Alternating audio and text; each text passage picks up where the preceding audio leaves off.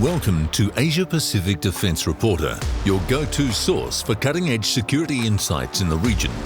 Get ready for rapid-fire analysis and commentary from the Asia Pacific with your host, Kim Bergman. Hello and welcome back. The Israeli and US attacks on Iran are still dominating the news cycle, so I'll talk a little bit about that, but in this episode, attempt to explain some of the possible consequences for Australia. The US aims remain unclear, but Israel wants to bomb Iran back into the Stone Age. That much is obvious. President Donald Trump keeps shifting position on what he wants, and if it's some sort of hope for unconditional surrender, that's not going to happen. And by the way, has anyone other than me noticed that US Defense Secretary of War, Pete Hegseth, appears to be having mental health issues? He seems to be a caricature of a macho, white American Christian nationalist at the beach, kicking sand in the face of others and then laughing about it. This is Australia's closest ally? Really? Did we all sign up for this? As I said in a previous podcast, the hopes of some sort of popular uprising in Iran are remote, and it's only going to have a chance of success if the Iranian Revolutionary Guards Corps, or a big section of it, switches sides or decides to stay neutral. Could that happen? I wouldn't rule it out, but it seems unlikely. And I think that it was the height of irresponsibility for Donald Trump earlier in the piece to call on Iranians to rise up, that the US would be there for them, when I don't think that is the case in any sort of practical sense. And I'm reminded a little of the bitterness of Hungarians in Australia of my parents' generation, who recalled that the US, through Radio Free Europe and things like that, had encouraged the Hungarian uprising of 1956, promising support and backing, and then did nothing as the Soviet Union crushed the whole thing. So we don't know the end point of the war. That seems to be a personal decision of Donald Trump's. Israel's Prime Minister Benjamin Netanyahu would presumably just like to keep bombing Iran forever, turning it into a version of Gaza, namely to cause such a level of destruction and chaos that the country will be rebuilding itself for decades. Now, the conflict is already pushing energy prices up, and here we have a strange dynamic. President Trump has lifted restrictions on India buying Russian oil out of a recognition of not inflicting hardship on the Indian economy. So Russia is obviously happy with more oil revenue because that's the only thing financing its disastrous invasion of Ukraine. And Ukraine, by the way, is continuing to make small territorial gains, not something that you'll see widely reported in Australia. But, class, our question for today, who is the main international backer of Iran? Well, if you said Russia, you would be right. So isn't that strange? The US is bombing Iran out of existence, while at the same time strengthening Iran's key backer. Okay, moving on to the implications for Australia, and this podcast is one of those that coincides with the next edition of the magazine appearing online. It should be available in the next day or two, and if you wish, you can read an article of mine about how the US simply cannot supply the world, including Australia, with enough air defense missiles, and even if they could, the missiles that they are currently producing aren't necessarily the right sort to be countering the threats that we're looking at when we examine Ukraine and now Iran. The problem of missile resupply is highlighted by the Gulf states calling on Australia for assistance defending themselves against incoming missiles and drones. The government has said they are considering the request, and I think they will be considering it for a very long time, because the sad reality, once again, is that with an annual defense budget now getting close to $60 billion, there's not a lot we can send. Let's have a quick look at our air defense assets. And the only ground-based air defense system we have is something called NASAMS. This was originally a joint US-Norwegian development, and the respective companies involved are Raytheon from the US and Kongsberg from Norway. Now, the countries and the companies collectively decided that rather than develop a new ground-launched missile to take out any aircraft, they would instead repurpose an existing air-launched missile and fire it from the ground. Fairly simple concept, right? Now, the main missile it uses is something called the AIM-120 AMRAAM, which has been around for 25 years and is a very effective, combat-proven, beyond visual range missile, weighing about 120 kilos, of which 20 kilos is the high explosive warhead. Now, when launched from an aircraft, it already has a lot of kinetic energy because the aircraft is traveling typically at around 800 kilometers per hour, that sort of average combat speed, and the aircraft might be anywhere between 20,000 and 40,000 feet, depending on the circumstances. Missile range is always contentious because it is very circumstance dependent. If the platform launching it is at 40,000 feet and the missile is aimed at an aircraft at much lower, at 5,000 feet, then the missile will go much further with the help of gravity than if that figure was reversed.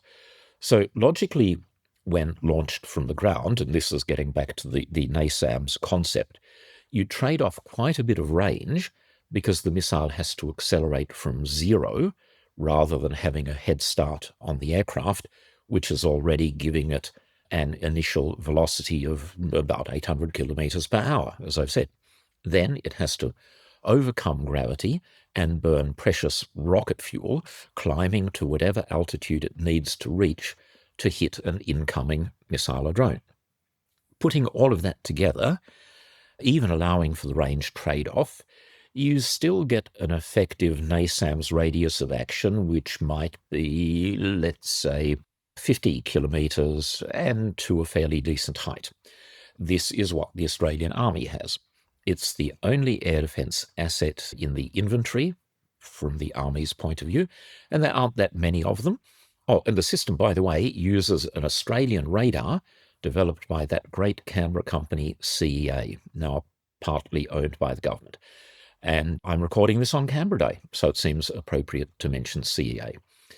So this is a ground-based radar that's a variant of the highly successful electronically scanned array currently on the Anzac frigates, and a larger version of which will be on the Hobart-class frigates when they are delivered 700 years from now. Whoops, I mean in 2033. Now, apart from having very limited numbers, another issue is that while NASAMS is potentially very good for shooting at enemy aircraft and incoming high-speed cruise missiles, it's not actually that useful against slow-moving drones like Iran's Shaheds, which, by the way, as most people are aware, Russia has been using to indiscriminately bombard Ukraine just about every night. There's a big economic disparity as well. In Australian dollars, an AMRAAM is about 1.5 million a copy, while the cost of an incoming drone is likely to be $100,000 or even less. And you don't have to be a mathematical genius to figure out that Iran, an impoverished country, can afford to keep building drones unless every factory has been destroyed, and nations like Australia can't afford to keep buying AMRAAMs with a cost ratio of 15 to 1. Also, how many AMRAAMs does Australia have? Our Department of Defence won't tell you because they think this is top secret information, and giving it away will undermine our national security because the Chinese will know that we have what we have in inventory.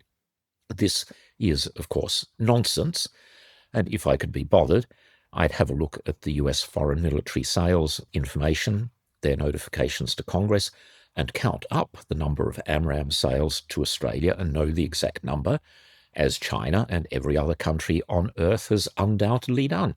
This information is publicly available. You just need internet access.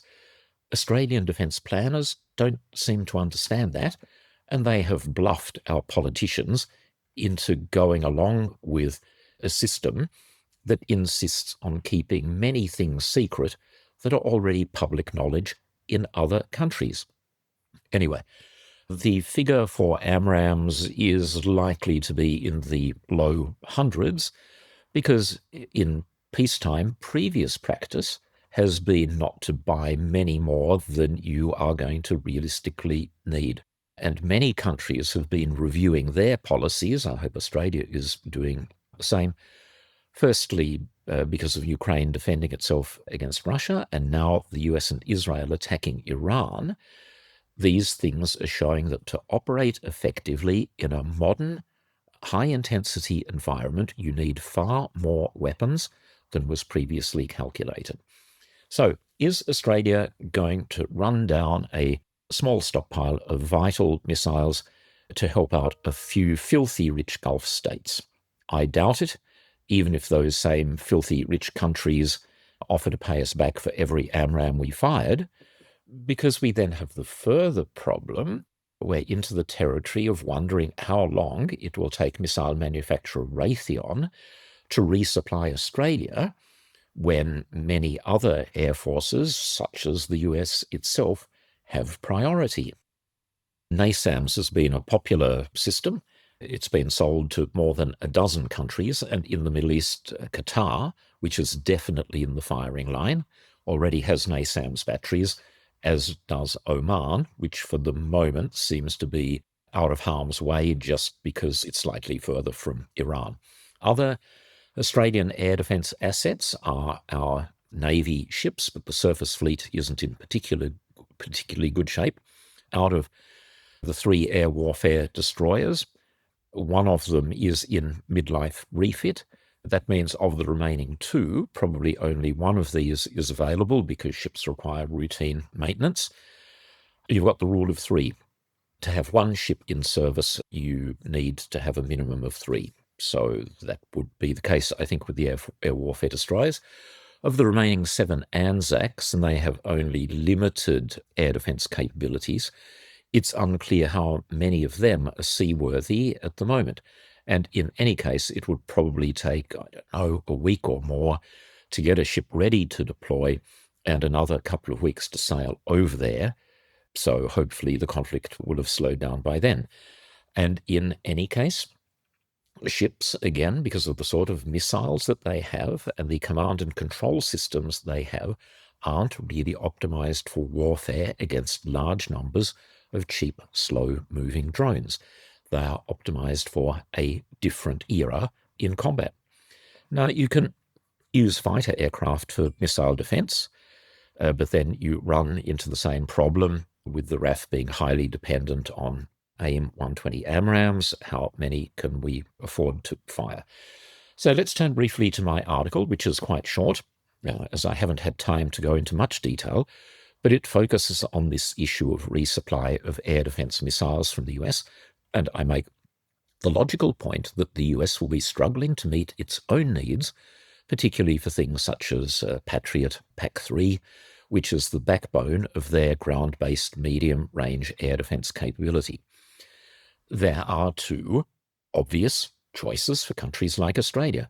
Sit around twiddling our thumbs, hoping that the US will get around to resupplying more of these things, or we can get off our collective backsides and start manufacturing them in Australia from designs from Europe, South Korea, or Israel. And this, of course, is something that I and other people have been advocating for years, but we have run into built-in prejudices, particularly from the Royal Australian Air Force, that they will only buy weapons from the US no matter how good things are from other countries. It's way past time for our politicians, our so-called leaders, to step in and put a stop to this nonsense, except, of course, as Australia is slowly discovering, we are governed by politicians so in thrall of the US that they seem incapable of understanding the concept of separate sources of supply. Which leads me to GWEO, the Guided Weapons and Explosive Ordnance Enterprise. It has good objectives, but with a war chest of billions of dollars, what has it achieved? The sad reality is some good progress has been made, but not nearly enough. Kongsberg, I mentioned them before, They are fast-tracking a Newcastle factory that will be building anti-ship missiles, the Joint Strike Missile, which is launched from aircraft, and the surface-launched Naval Strike Missile. This is a welcome development, and we'll see Australia exporting some of these when everything is up and running a couple of years from now. The only other product of GWIO is the basic surface-to-surface missile fired by Army's HIMARS launchers, that one being a US product from Lockheed Martin, and it appears to be going very, very slowly. And at the moment, work consists of assembling a very limited number of fully imported missile kits. Now, that's some progress, of course, but in my opinion, not nearly enough for the time and money that we have spent. If we had taken up offers from South Korea seriously when they were first made 4 or 5 years ago, we would now be manufacturing in Australia a large number of guided weapons, starting with air defense systems such as KSAM, the Korean equivalent of Patriot, that has been purchased by Saudi Arabia, the UAE, and Kuwait, and which right now is shooting down Iranian missiles and drones. In my article, I also refer to the European company MBDA and give some examples of their very fine missile work. But because our planners and politicians have been asleep at the wheel for so long, idly flipping through US FMS catalogues whenever they need to think about some hardware, we have overlooked a number of stunningly good opportunities. And I noticed something, again, I referred to it at the end of my last podcast, that the Republic of Korea has been sending overtures to Australia for years, which have been very largely ignored. They have had 2 major defence industry seminars in Canberra, attended by very high-powered Korean military and industry delegations. Attendance by Australia at the first was dismal, at the second one was so-so, and to the best of my knowledge, Australia has never reciprocated. So if I were in Seoul, I'd be thinking, look, we've tried everything with the Australians. They just aren't interested in what we are able to offer. That, by the way, is not to undermine Hanwha and self-propelled howitzers and infantry fighting vehicles being built at Avalon, but there is so much more that we could be benefiting from with a closer relationship with South Korea. And I noticed a news item that the UAE's EDGE Group, EDGE, has signed a major defence industry cooperation framework agreement with South Korea's Defence Acquisition Program Administration, DARPA, targeting around $35 billion in collaborations. And this partnership will focus on advanced technologies, including unmanned systems, AI, integrated air defense, I'll emphasize integrated air defense, and maritime power. And it's shifting procurement rather than just buying stuff off the shelf to long-term joint developments. This could have been Australia, but our people are just too obsessed with the United States to recognize other opportunities that have been placed in front of them. As it happens, I know both EDGE very well and DARPA. I was in the UAE 3 years ago, I think. Very impressive small group of companies, but it's much, much smaller than Australia's industry base. DARPA and South Korea, I know even better. Wonderful organization, fine people, amazing technology. So the UAE is benefiting from this relationship, and it's one that Australia has ignored to our cost. I'm running out of time. Next time, we might talk a little bit about the geopolitical implications of the conflict in Iran, with a rift opening up between the US and Spain, and also to a lesser extent with the UK. Some countries are starting to realize that being manacled to the US is not really a very smart place to be. Thank you very much for listening. Goodbye for now, and see you next time. That's today's Asia Pacific Defence Reporter. For more in-depth articles, expert opinions and exclusive interviews, visit AsiaPacificDefenceReporter.com. Stay informed, stay ahead. This is your source for all things defence. Until next time.